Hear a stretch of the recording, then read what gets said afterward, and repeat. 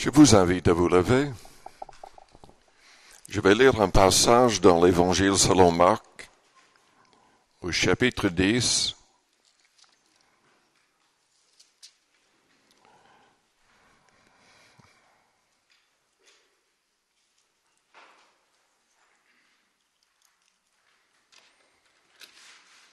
Marc chapitre 10 et au verset 1er. Jésus étant parti de là, se rendit dans le territoire de la Judée au-delà du Jourdain.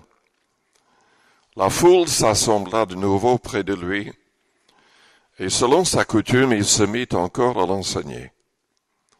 Les pharisiens l'abordèrent, et pour l'éprouver, ils lui demandèrent s'il est permis à un homme de répudier sa femme. Il leur répondit: que vous a prescrit Moïse? Moïse, dirent-ils, a permis d'écrire une lettre de divorce et de répudier. Et Jésus leur dit: c'est à cause de la dureté de votre cœur que Moïse vous a donné ce précepte. Mais au commencement de la création, Dieu fit l'homme et la femme. C'est pourquoi l'homme quittera son père et sa mère et s'attachera à sa femme. Et les deux deviendront une seule chair. Ainsi, ils ne sont plus deux, mais ils sont une seule chair. Que l'homme donc ne sépare pas ce que Dieu a joint. Lorsqu'ils furent dans la maison, les disciples l'interrogèrent encore là-dessus. Il leur dit: celui qui répudie sa femme et qui en épouse une autre commet un adultère à son égard. Et si une femme quitte son mari et en épouse un autre, elle commet un adultère. Vous savez que la Bible nous dit maintes reprises dans le Nouveau Testament qu'aucun adultère ne sera accepté au ciel, à moins qu'il y ait une vraie repentance. Que tous les adultères, les menteurs, les lâches, les incrédules seront jetés dans les temps de feu. Ce que nous venons de lire souligne plusieurs choses. En fait, Jésus, sans le dire directement, visait l'homosexualité. Il visait la polygamie. À partir de là, les croyants, les chrétiens, n'acceptaient plus la polygamie. Dans 1 Timothée chapitre 3, un peu plus loin, pour avoir une place de responsabilité dans l'Église primitive, on ne pouvait absolument pas avoir plus d'une femme. Jésus revient en arrière, il parle de la création. Dieu a créé Adam et Ève. Il n'a pas créé Adam et Jean ou Jacques.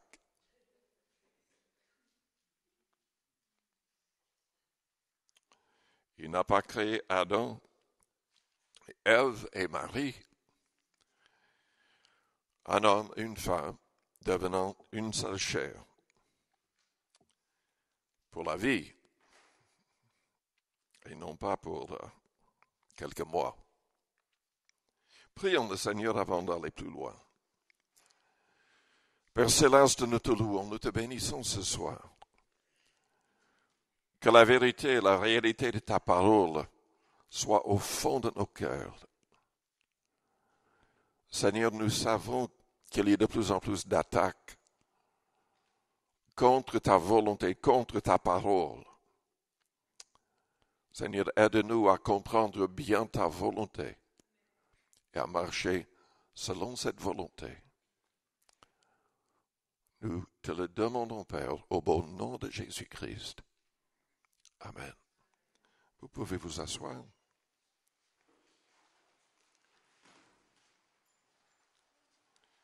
Oui, je suis convaincu qu'il y a de plus en plus d'attaques contre l'Église, contre les chrétiens, et surtout contre la famille partout dans le monde. Le diable est derrière cela. Ces démons sont derrière cela. Parce que c'est sa manière d'attaquer Dieu. Vous savez, avant les lois dans le contexte du judaïsme et avant l'établissement de l'Église, Dieu a institué le mariage et a commencé la famille. C'était dans le contexte de la famille qu'il a été adoré en premier. Il n'y avait pas d'église, il n'y avait pas de temple, il n'y avait pas de réunion, à part les croyants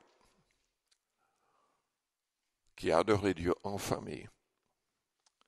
C'est toujours le désir de Dieu que les familles soient unies et servent le Seigneur ensemble.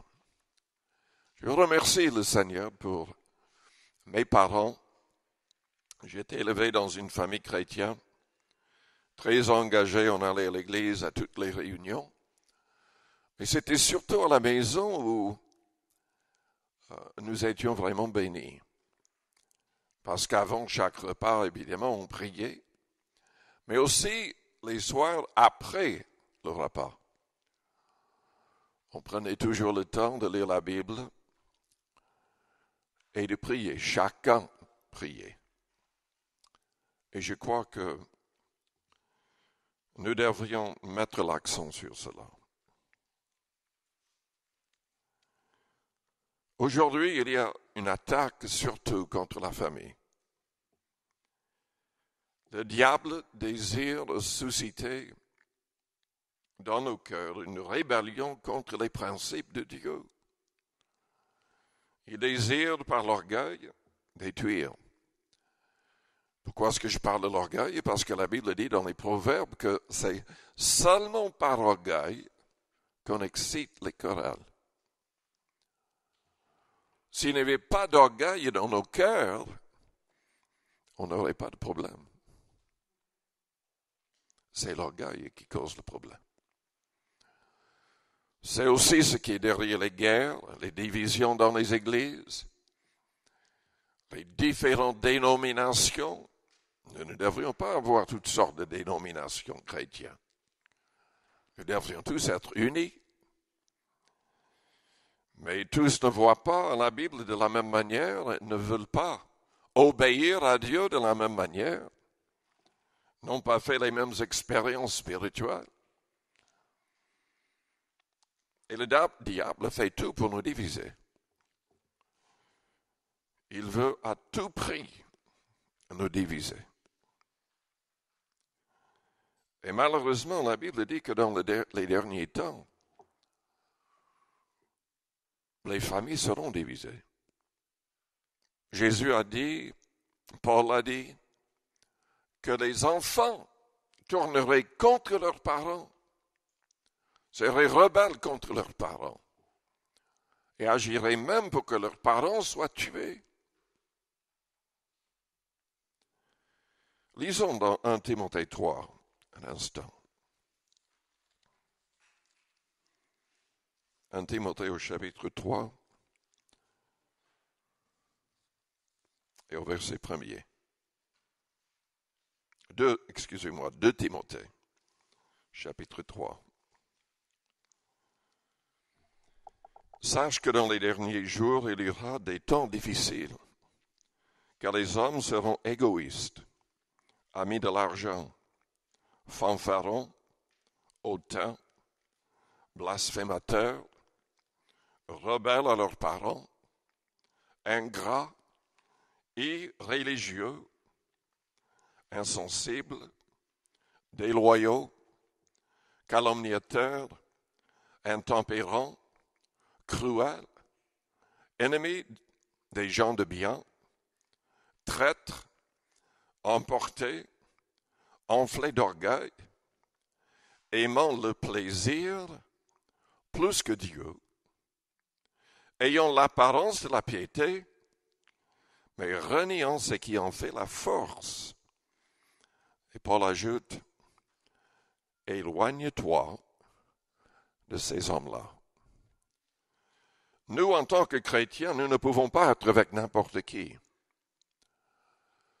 Et nous devrions éviter surtout les gens qui se disent chrétiens, mais qui ne marchent pas selon la parole de Dieu. Oui, le diable désire diviser. Il désire travailler pour que nos cœurs soient remplis de rébellion les uns contre les autres, surtout contre Dieu. Cela a toujours été sa stratégie. Dans Éphésiens chapitre 2, Paul a écrit « Vous étiez morts par vos offenses et par vos péchés, dans lesquels vous marchiez autrefois, selon le train de ce monde, selon le prince de la puissance de l'air, de l'esprit qui agit maintenant dans les fils de la rébellion. Nous tous aussi, nous étions de leur nombre et nous vivions autrefois selon les convoitises de notre chair, accomplissant les volontés de la chair et de nos pensées. Et nous étions par nature des enfants de colère, comme les autres. Je parlais avec un pasteur il y a quelques semaines. Il me disait qu'il a toujours tatoué sur sa poitrine « Ni Dieu ni maître ». Il était très éloigné de Dieu avant de se convertir. Et malheureusement, avec les tatouages, c'est très difficile de l'enlever après. Mais Dieu a changé son cœur quand même, heureusement. Mais vous savez que le diable veut toujours revenir. Nous pouvons faire toutes sortes de progrès spirituellement parlant, mais il va être là pour nous faire tomber quand même. Et nous devons être continuellement sur nos gardes. Jésus a dit, veillez et priez afin de ne pas tomber dans la tentation. Très souvent, le diable et ses démons envoient des gens pour nous faire tomber. Parfois, c'est avant que nous passions par les eaux du baptême pour nous empêcher de le faire. Parfois, c'est tout de suite après. Mais tout au long de notre vie, il va essayer de nous faire tomber. Et nous serons obligés de dépendre pleinement du Seigneur. Il va nous attaquer à plusieurs niveaux. Si on avait un problème avec des excès d'alcool, évidemment, il va toujours nous tenter à ce niveau-là. Si on avait un problème avec la drogue, la cigarette, enfin, il y a toutes sortes de choses. Peut-être un problème avec l'immoralité, la fornication, l'adultère, la convoitise. Le problème aujourd'hui, c'est qu'avec les médias, avec l'Internet, avec la pornographie, de plus en plus de personnes sont en train d'être trompées, liées, souillées par le diable. Et nous devons vraiment dépendre du Seigneur pour rester, pour garder des cœurs purs. Est-ce que vous gardez votre cœur? C'est indispensable. C'est indispensable. Car Jésus a dit que ce serait la personne qui garderait un cœur pur, qui verrait Dieu, qui serait acceptée par Dieu. Ce n'est pas l'extérieur qui compte, c'est surtout l'intérieur qui compte. Ce n'est pas ce qu'on fait le dimanche qui compte, c'est ce qu'on fait toute la semaine. Non pas uniquement ce qu'on fait en public, mais surtout ce qu'on fait en privé qui compte. Le diable va essayer aussi de nous pousser à la paresse spirituelle, pour qu'on ne lise pas la Bible, pour qu'on ne prie pas. Mais de plus en plus, on constate, on voit, on entend des histoires terribles. Les gens ne veulent plus rien faire. Ou une mère, elle part, elle laisse ses enfants, laisse son mari, il ne revient jamais. Ou c'est le mari qui fait la même chose. Les anges déchus sont derrière tout ça. Les gens croient souvent que ça vient uniquement d'eux, mais ce n'est pas le cas. La Bible indique que toutes les personnes qui sont destinées à la vie éternelle sont accompagnées par les anges. Vous ne les voyez pas, ils sont là. Mais il y a aussi un tiers des anges qui sont tombés avec le diable, qui travaillent avec lui. On les appelle démons, mais il s'agit d'anges. Le diable lui-même était un ange avant sa chute. Il y a des millions et des millions et des millions, selon la Bible. Heureusement, nous avons 2/3 de notre côté. Et nous avons Dieu de notre côté.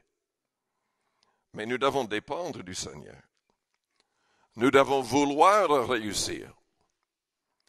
Nous devons choisir de haïr le mal et d'aimer la justice, la pureté, la sainteté. Évidemment, parlons de la famille. Il y a cette attaque terrible qu'on appelle l'homosexualité, qui commence à être banalisée de plus en plus. Les gouvernements l'acceptent. Mais qu'est-ce qui va arriver avec tout cela?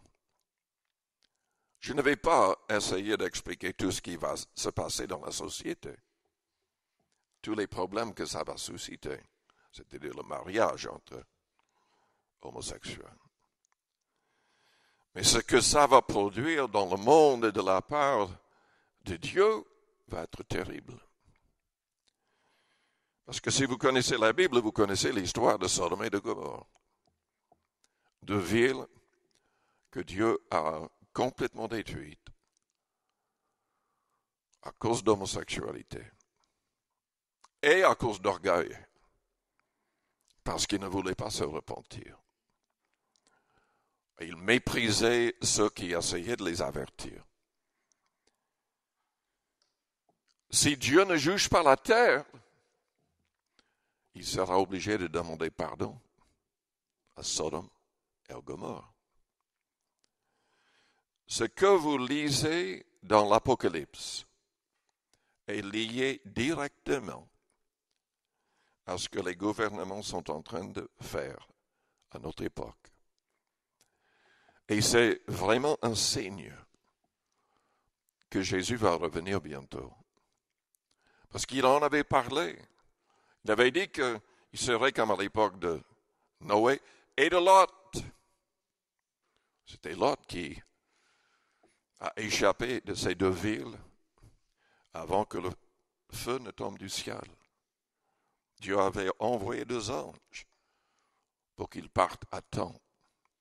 Et beaucoup de personnes, beaucoup de théologiens croient que les vrais chrétiens qui sont en règle avec Dieu seront enlevés juste avant les fléaux terribles qui sont mentionnés dans l'Apocalypse s'abattent contre cette terre. Mais que devons-nous faire pour éviter de tomber dans les pièges du diable?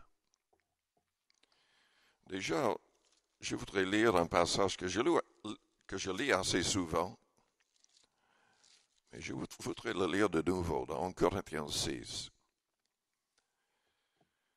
Et au verset 9.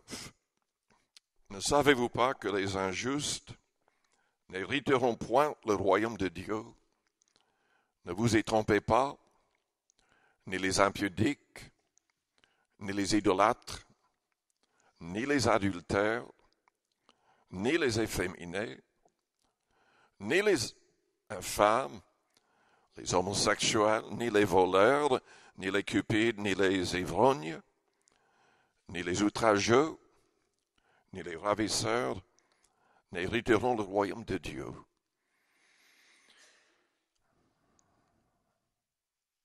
Le verset 11 dit, et c'est là ce que vous étiez, quelques-uns de vous. Mais vous avez été lavés, mais vous avez été sanctifiés, mais vous avez été justifiés au nom du Seigneur Jésus-Christ et par l'Esprit de notre Dieu. Combien nous avons besoin de l'Esprit Saint dans ces derniers temps. Car les attaques seront de pire en pire. Le tentateur va tout essayer parce qu'il sait qu'il a très peu de temps lui restant. Et nous avons besoin de l'Esprit Saint. J'en ai parlé plusieurs fois, mais quand David Wilkerson était en vie, et surtout au début de son ministère, quand il commençait ce qu'on appelait en anglais Teen Challenge, défi pour la jeunesse, des centres de réhabilitation un peu partout dans le monde, il poussait les jeunes à recevoir la plénitude de l'Esprit Saint le plus vite possible. C'est-à-dire de faire le miracle de la Pentecôte, de pouvoir adorer Dieu en d'autres langues tout de suite. Et quand j'étais à l'école biblique, il y avait des gens des bas-fonds de New York, d'anciens membres de gang qui étaient à l'école biblique avec moi.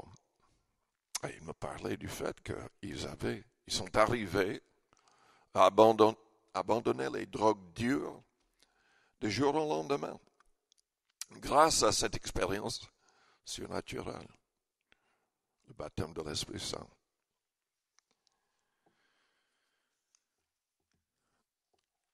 Le problème, c'est que même si nous avons fait cette expérience, à moins de prendre le temps de louer et de prier en langue, ça ne servira à rien. C'est la prière qui nous aide. C'est la prière qui change tout. Mais pas uniquement la prière. Nous avons besoin du Saint-Esprit quand nous lisons la Bible. Dans Jean chapitre 8 et au verset 30, la Bible dit, comme Jésus parlait ainsi, plusieurs crurent en lui. Et il dit aux Juifs qui avaient cru en lui, si vous demeurez dans ma parole, vous êtes vraiment mes disciples. Est-ce que vous comprenez ce que ça veut dire? Ça ne signifie pas lire la Bible 5 minutes tous les jours.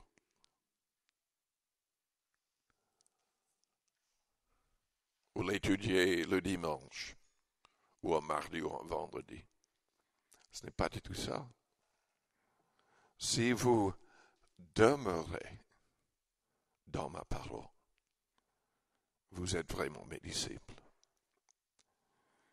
C'est le fait d'être dedans continuellement. Le fait d'être en train de méditer sur les principes spirituels. Si vous demeurez dans ma parole, vous êtes vraiment mes disciples. Vous connaîtrez la vérité et la vérité vous affranchira. Ensuite, il parle de l'esclavage. Et moi, je comprends en lisant le passage que il n'y aura pas d'esclaves dans le royaume de Dieu. Il n'y aura pas d'esclaves au ciel. Il n'y aura que les gens qui ont permis à Jésus-Christ de les libérer du pouvoir du péché. Nous devons lutter contre le péché au niveau de nos pensées, au niveau de nos paroles, au niveau de nos actions et de nos réactions, et cela en tout temps. Car Jésus dit au verset 34, quiconque se livre au péché est esclave du péché. Il y a énormément de gens qui sont esclaves. Esclaves de l'immoralité, esclaves de la drogue, esclaves de la cigarette, esclaves de l'alcool, de la drogue, de toutes sortes de choses. Des gens qui voudraient sincèrement abandonner ces choses. Je parle des inconvertis dans le monde. Il y a plein de gens qui voudraient abandonner ces choses et qui n'y arrivent pas. Quand on se livre au péché, on devient esclave du péché. Mais il dit au verset 36, si donc le Fils vous affranchit, vous serez réellement libre. Le Seigneur agit aujourd'hui par son esprit et par sa parole pour nous délivrer. Mais nous avons notre part à faire. Nous devons vouloir cette victoire. Nous devons comprendre l'importance de cette victoire. Car nous avons des exemples dans la Bible. Dans 1 Samuel 15, par exemple. Saül, le roi d'Israël, il avait fait des expériences merveilleuses avec Dieu. Il prophétisait avec les prophètes. Il était saisi par le Saint-Esprit. Dieu l'avait choisi pour qu'il devienne roi. À cette époque-là, il ne faisait que de garder les troupeaux de son père.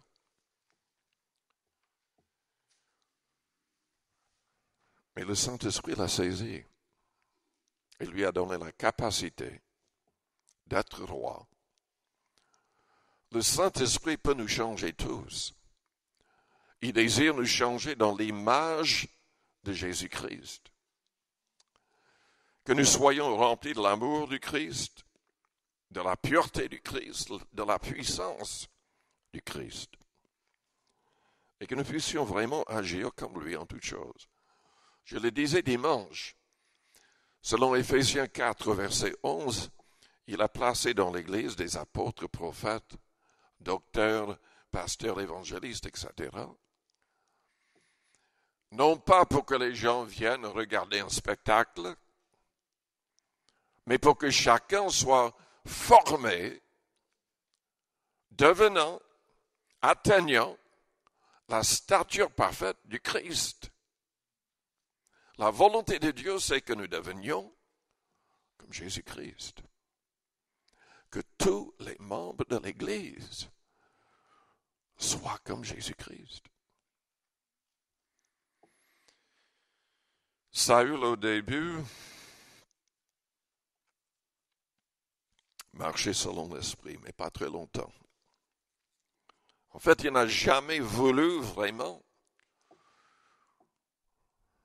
marcher selon la volonté du Seigneur. Il méprisait la parole. La seule manière de réussir la vie chrétienne, c'est d'aimer cette parole.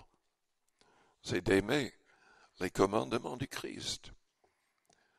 Je suis convaincu qu'il y a beaucoup de gens qui se disent chrétiens, qui n'ont pas reçu le Saint-Esprit, mais qui ont reçu un esprit de séduction. La seule manière de recevoir l'Esprit Saint, c'est de lui obéir. Le Saint-Esprit est donné à ceux qui lui obéissent. Il y a des gens qui passent par les eaux du baptême, il y a des gens qui viennent régulièrement à l'Église, mais qui ne sont pas en train de lui obéir en aucune manière. En aucune manière. Et vous devriez savoir, il y a des églises qui ne sont pas du tout de vraies églises. Il y a plus de 3000 dans le monde actuellement qui acceptent ce que la Bible condamne de manière terrible. Ils acceptent même l'homosexualité. Ils ont même des pasteurs qui sont des homosexuels. Il n'y a aucune excuse pour de telles choses. Aucune excuse. Et Dieu va juger. Mais Saül était comme ça. Il ne voulait jamais obéir pleinement à la parole. Peut-être que c'était parce qu'il se disait, mais je sais moi, le roi. L'orgueil. Mais c'était Dieu qui l'avait élevé. C'était Dieu qui l'avait choisi. La deuxième fois qu'il a désobéi devant tout le peuple, Dieu a dit dans 1 Samuel 15, au verset 23, enfin Dieu a parlé au travers du prophète Samuel, car la désobéissance est aussi coupable que la divination, et la résistance n'en est pas moins que l'idolâtrie et les téraphim. Puisque tu as rejeté la parole de l'Éternel, il te rejette aussi comme roi. C'est terrible l'histoire de cet homme. Parce que la Bible dit que le Saint-Esprit s'est retiré de lui et qu'un esprit mauvais, un démon, est entré dans son corps et le tourmentait jusqu'à la fin de sa vie. Il n'y avait que des moments de soulagement quand David jouait de la harpe en sa présence. David qui était roi du Saint-Esprit. David qui allait prendre sa place en tant que roi. Parce qu'il avait un cœur semblable au cœur de Dieu. Et parce qu'il a essayé le mal. David qui disait dans le psaume 101, « Je ne mettrai rien de mauvais devant mes yeux. » Vous savez que Dieu lui-même dit qu'il refuse de regarder sur le mal. Il ne supporte pas de regarder sur le mal. David ne voulait rien mettre de mauvais devant ses yeux. Nous devrions avoir cette même optique. Si nous voulons éviter les souillures du monde, puisque tu as rejeté la parole de l'Éternel, il te rejette aussi comme roi. Samson a eu le même problème. Dans le livre des Juges, nous avons son histoire, du chapitre 14 jusqu'au chapitre 17. Il a été saisi aussi par le Saint-Esprit, utilisé de manière grandiose. Mais il n'avait jamais abandonné l'immoralité. Problème de convoitise, problème avec les femmes. Et ça lui a coûté sa vie. Avant, ça lui a coûté ses yeux. Car dompté par ses ennemis, ils lui ont arraché les yeux. L'ont obligé de travailler à la place d'une bête. Et tout le monde se moquait de lui. Jusqu'à ce qu'il se repent. Et Dieu lui a donné une dernière chance. En tout cas, il lui a redonné sa force. Mais il est mort, agissant contre ses ennemis. Dieu aurait dû délivrer le peuple grâce à cet homme, mais à cause de sa désobéissance, il n'a jamais eu une pleine victoire. Je vous demande ce soir, est-ce que vous voulez une pleine victoire? Est-ce que vous voulez que votre vie soit bénie? Haïssez le mal. Faites tout pour abandonner le péché, pour rester pur en tout temps. Veillez et priez afin de ne pas tomber dans la tentation. Père Céleste, nous te louons, nous te bénissons ce soir. Merci pour ta parole, pour ton esprit qui agit dans nos cœurs et nos consciences. Nous ne voulons pas tomber. Nous ne voulons pas te décevoir. Mais nous avons besoin de toi. Garde-nous debout. Je prie pour toutes les personnes dans l'Église. Nous voulons prier ce soir contre les maladies, contre les attaques spirituelles et physiques, contre les attaques, contre le travail. Seigneur, que nous puissions agir selon ta parole en donnant correctement, avec foi, pour que tu puisses nous bénir. Car il y a aussi cet aspect qui est important. Mais Seigneur, agis au milieu de nous. Je prie pour les maris qui ont été trompés, éloignés, aveuglés, délivre-les des griffes du diable. Je prie pour les gens dans le contexte des sectes. Seigneur, délivre-les. Au nom de Jésus, ouvre leurs yeux, touche leur cœur, qu'ils comprennent la saine doctrine.